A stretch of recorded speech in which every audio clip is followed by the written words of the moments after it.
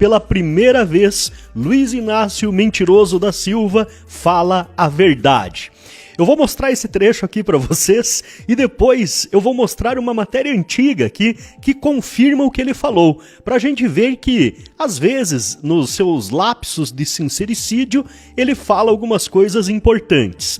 Afinal de contas, Lula tem sido o melhor cabo eleitoral possível para Jair Messias Bolsonaro.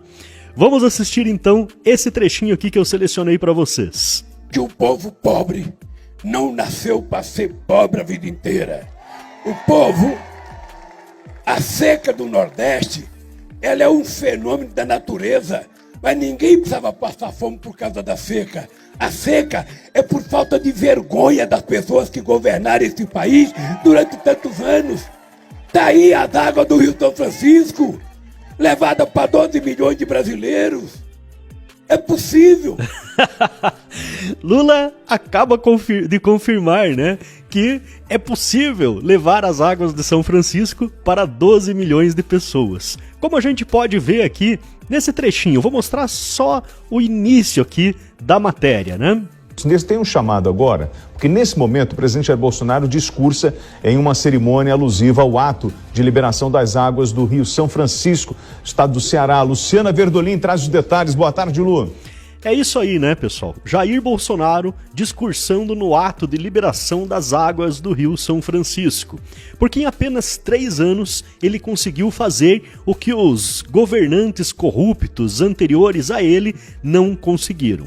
Porém, não é só isso, né? Como eu falei para vocês, eu resgatei uma matéria muito interessante aqui do senhor William Bonner, mostrando a verdade também sobre a transposição durante os governos Lula e Dilma. Vamos assistir aqui.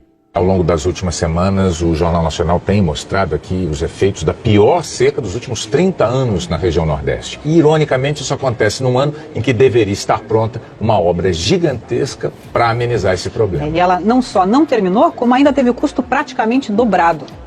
Preste atenção, ela não só não terminou, como teve o seu custo dobrado. A transposição do Rio São Francisco foi uma ideia defendida pelo então ministro da Integração Nacional, Ciro Gomes, e acolhida pelo presidente Lula no primeiro mandato.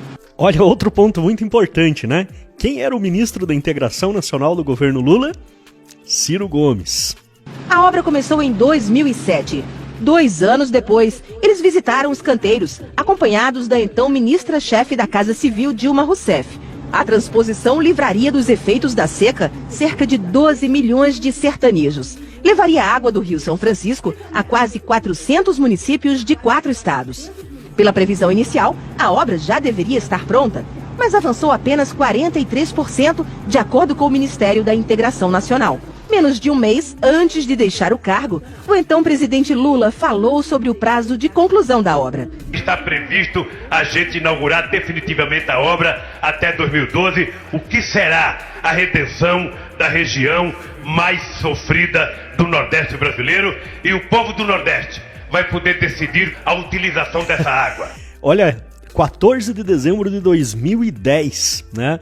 A previsão já tinha ultrapassado as datas limites. E agora ele fez uma nova previsão, como a Dilma, né, gosta de dobrar a meta, ele fez uma nova previsão para 2012. Operários se empenharam para retirar o mato, outros tantos para cavar o canal. A esperança se espalhou pelo sertão.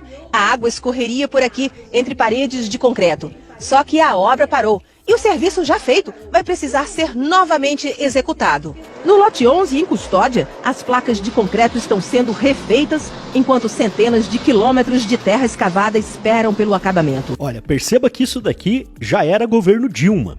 Lula saiu, deixou a obra inacabada, superfaturada e totalmente destruída, né? Abandonada. Depois eles tiveram que gastar de novo para refazer o que tinha sido feito errado ou o que estava abandonado ali e sendo degradado pela ação do tempo. Os gastos, evidentemente, vão crescendo, porque as obras vão sendo refeitas, os projetos vão sendo refeitos, e tudo isso significa custos adicionais. Inicialmente, a obra custaria 4,5 bilhões de reais. Há 2 anos, o valor subiu para 6,8 bilhões.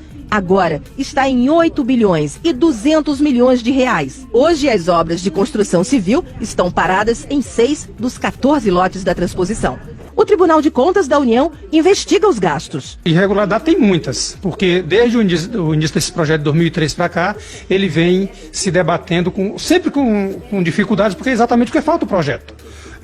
Obra que se inicia sem projeto, você sabe como começa, mas não vai saber como termina. Existe problema de gestão do Ministério? Existe, claro que existe. Passamos o ano de 2011 praticamente todo negociando com as empresas a continuidade delas nas obras, tá?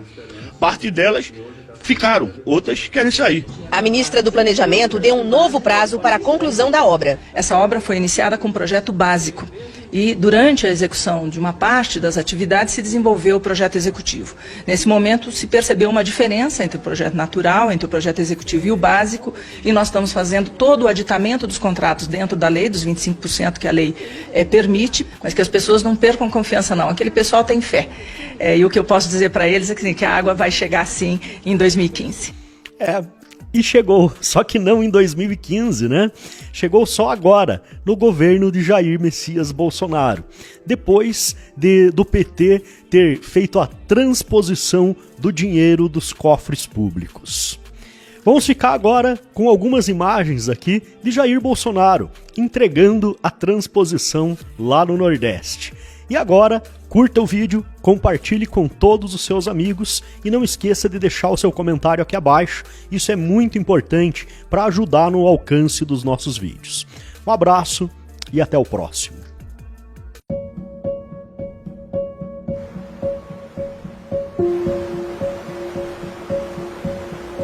Eu acho que desde a época do Império, né? Isso aí é o sonho de ter água nas torneiras de cada casa, né?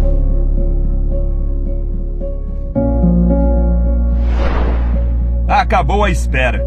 Depois de 14 anos, finalmente os 2 eixos da transposição do São Francisco estão concluídos. O sonho de ver a água chegar ao Nordeste agora é realidade. Foi necessário muito trabalho e dedicação para que pudéssemos chegar até aqui. Vários projetos de lei que previam a transposição passaram pelas mãos de senadores e deputados do Segundo Reinado. Em 2007, a licitação da obra foi aprovada. O projeto originário da transposição do Velho Chico pretendia construir 699 quilômetros de canais pelos 4 estados do Nordeste. No ano seguinte, 2008, começaram as obras, com promessa de conclusão em 2012. Mas já adiantamos que isso não aconteceu. Erros nos projetos e na execução causaram muitos atrasos e paralisações. Enquanto o tempo passava, as estruturas iam se corroendo. O que tinha sido feito estava comprometido e o investimento ficava cada vez mais alto.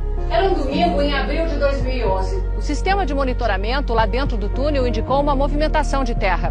Todos os equipamentos foram retirados e 2 horas depois, tudo veio abaixo. Ninguém saiu ferido, mas foi 1 ano e meio parado para finalmente fazer um projeto detalhado e recomeçar tudo, bem ao lado. Todos os contratos precisaram ser renegociados com as construtoras. Mais uma vez, o sonho de 16 milhões de nordestinos foi adiado. A obra que já deveria estar pronta, parou. A esperança se espalhou pelo sertão. A água escorreria por aqui, entre paredes de concreto. Só que a obra parou e o serviço já feito vai precisar ser novamente executado. Em 2014, novos contratos e um novo prazo prometido. 2015. O projeto original foi reduzido e a promessa agora era entregar 477 quilômetros de canais. Regiões que antes seriam beneficiadas foram retiradas do projeto. Inicialmente, a obra, que custaria 4 bilhões e 500 milhões de reais, saltou para 14 bilhões de reais. O novo prazo chegou e, mais uma vez, a promessa não foi cumprida. Nenhum dos eixos principais foi colocado em operação. A capacidade operacional era de apenas 16%. Nos 2 anos seguintes, a maior obra de infraestrutura hídrica do Brasil apresentou problemas e precisou ser novamente paralisada, o que gerou ainda mais atrasos e custos. Em 2019, os trabalhos começaram para valer. O governo federal estava determinado a finalizar o projeto E as primeiras ações foram as manutenções de estruturas já construídas para que as águas finalmente pudessem... Uai, seu app de vídeos curtos.